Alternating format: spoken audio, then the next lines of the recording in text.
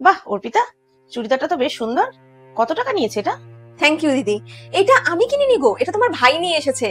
কত নেবে? ওই ধরো 3.5 4 এরকমই নিয়েছে, মানে 4,000 টাকার মতনই নিয়েছে। বাবা, ঘরে পরা চুড়িদার 4,000 টাকা? এত দামি? আর বলো না, আমি তোমার ভাইকে বলেছি যে ঘরে পরা জামা এত দামি এনো না, এরকম আরো দুটো এনে রেখেছে। বাবা, দুটো আরো এনে রাখা আছে? অর্পিতা, দিদি ভাইয়ের জন্য একটু চা বানিয়ে দাও। হ্যাঁ বানাচ্ছি মা। আপনি খাবেন তো? আপনার জন্য বানাই। এই মাত্র তো খেলাম। আচ্ছা ঠিক আছে, হাফ কাপ বানিয়ে দিও। আচ্ছা ঠিক আছে মা, আর আমি তোমার জন্য একটু খাওয়ার জিনিসও কিছু বানিয়ে নিয়ে আসছি। না, আমার কিছু লাগবে না। আচ্ছা ঠিক আছে। আচ্ছা মা, একটা কথা বলো তো, অর্পিতা এত দামি দামি চুড়িদার পরে?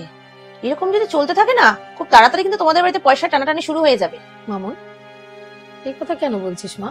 আর নয় তো কি মা, তুমি কোনোদিন এত দামি দামি চুড়িদার পরেছো না? আমি পরেছি।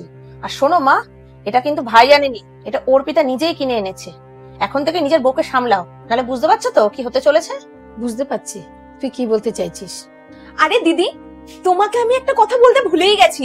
তোমার ভাই তোমার জন্য না দুটো চুড়িদার এনেছে, দুটো আমার জন্য এনেছে, দুটো তোমার জন্য এনেছে। আমি তোমাকে বলতেই ভুলে গেছিলাম। আমি তোমার জন্য চা জল খাবারটা দিয়ে তারপর তোমাকে দেখাচ্ছি, দাঁড়াও। ভাই আমার জন্য দুটো চুড়িদার নিয়ে এসেছে? এটা কিন্তু ভাই একটা ভালো কাজ করেছে। এই তুমি আগে আমাকে চুড়িদার গুলো দেখাও তো, ওই জল খাবার আমি পরে খাবো, আমি আর ওয়েট করতে পারছি না, আমাকে তাড়াতাড়ি দেখাও। পরে দেখিস, আগে চাটা খেয়ে নে। অর্পিতা, যাও চাটা করে নিয়ে আসো। আচ্ছা ঠিক আছে। মা, ভাই আমার জন্য চুড়িদার কিনে নিয়ে এসেছে? হ্যাঁ, তোর জন্যও এনেছে। মা, ভাই আমার জন্য এরকম সেম চুড়িদার নিয়ে এসেছে? ভাই হয়তো এরকম। বাহ, খুব তাড়াতাড়ি নিজের রংটা পাল্টে ফেললি তো। মা, তুমি এরকম করে কেন বলছো আমাকে? তোর ভাইয়ের বউ যখন 4,000 টাকা চুড়িদার পরে এসেছিল, তখন তুই বলছিলিস ঘরে অভাব অনটন শুরু হয়ে যাবে, ঘরে টানাটানি পড়ে যাবে। যখন শুনলি যে তোর জন্যও নিয়ে এসেছে চুড়িদার কিনে, কই তখন তো কিছু তুই বললি না যে ঘরের অভাব অনটন শুরু হয়ে যাবে, ভাই কেন এত টাকা খরচা করলো, কই তখন তো বললি না। তখন তো তুই খুব খুশি হয়ে গেলি। আসলে কি জানিস তো, তুই ভাইয়ের বউয়ের উপরে খুব হিংসা করিস। না মা, এরকম কোনো ব্যাপার না। তোর মা আমি, সব বুঝি আমি। আচ্ছা একটা কথা বলতো, তোর ভাইয়ের বউ যদি ভালো জামা কাপড় পরে, ভালো খায়, তো বাইরের লোক দেখে কি বলবে? যে বউটাকে ভালোভাবে রেখেছে। আমরা যদি ওকে খারাপ ভাবে রাখি, তাহলে বাইরের লোক কি বলবে? যে বউটাকে খারাপ ভাবে রেখেছে। তোর ওকে বুঝতে হবে, ওর সঙ্গ দিতে হবে। হ্যাঁ মা, তুমি ঠিকই বলেছো। অর্পিতা কত কিছু করে এই সংসারের জন্য, কত কিছু করে আমার জন্য। নিজের জন্য কিছু একটা কিনলে সেটা ঠিক আমার জন্যও নিয়ে আসে, আর আমি ওকে নিয়ে মনের মধ্যে কত হিংসা ঘৃণা পুষে রেখেছিলাম।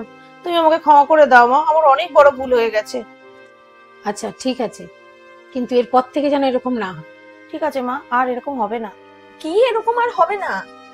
কিছু না অর্পিতা, ও বলছিল আমার ভাইয়ের বউ খুব ভালো। আচ্ছা সত্যি অর্পিতা, তুমি খুব ভালো। আর আমরা না অনেকটা লাকি যে তুমি এই বাড়ির বউ হয়ে এসেছো। দিদি, লাকি তো আমি নিশ্চয়ই। তার থেকেও বড় কথা হচ্ছে, বর তো না হয় কম বেশি অনেকের ভালো হয়, কিন্তু এত ভালো ফ্যামিলি পাওয়াটাও একটা ভাগ্যের ব্যাপার। আর আমি খুব ভাগ্যবান যে আমি এরকম ভালো একটা ফ্যামিলি পেয়েছি। ও হ্যাঁ দিদি, এক সেকেন্ড দাঁড়াও, আমি তোমার চুড়িদারটা নিয়ে আসছি। অর্পিতা দাঁড়াও, আমি চুড়িদার পরে দেখে নেবো। আমি এতদিন পরে এসে, তুমি এবার আমার পাশে একটু বসো, এসে আমরা একটু গল্প করি। এসো, এখানে বসো।